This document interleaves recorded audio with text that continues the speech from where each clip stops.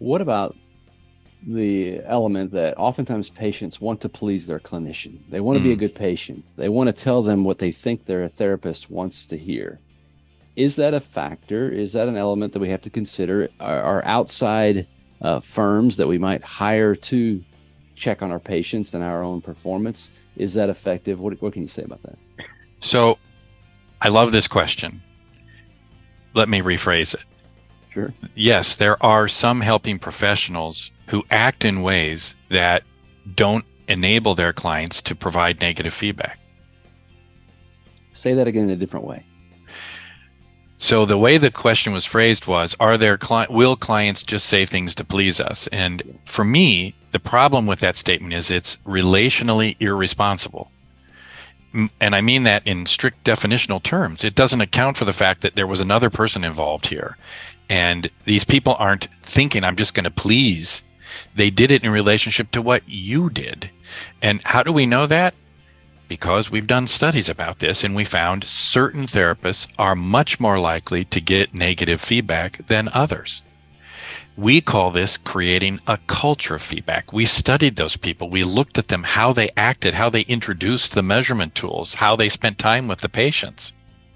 And interestingly enough, the more negative feedback that clinician got, the better their eventual outcomes were. Again, it seems paradoxical.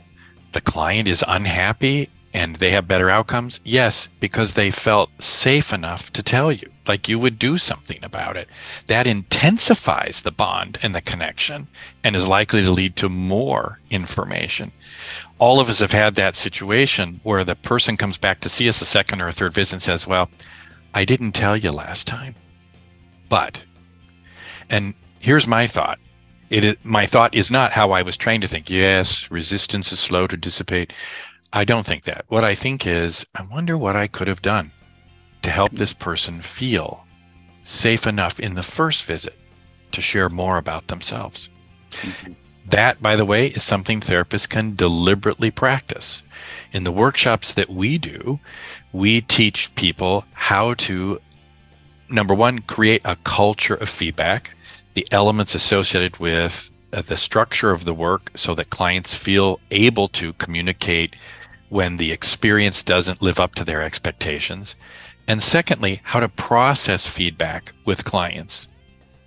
Most of us were not trained to do that. Some of us are very naturally good at it, but most of us were not trained. If you're a physical therapist, well, what did you learn in school? You may have had one semester course on a relationship with patients, but we don't get any direct focus on how we process the feedback, tease apart what the client is saying to us so that we can get more information that might help us adjust the treatment to have a better fit with the client. Hear the entire episode for free on iTunes, Spotify, other favorite podcast players, or go to mechanicalcareforum.com.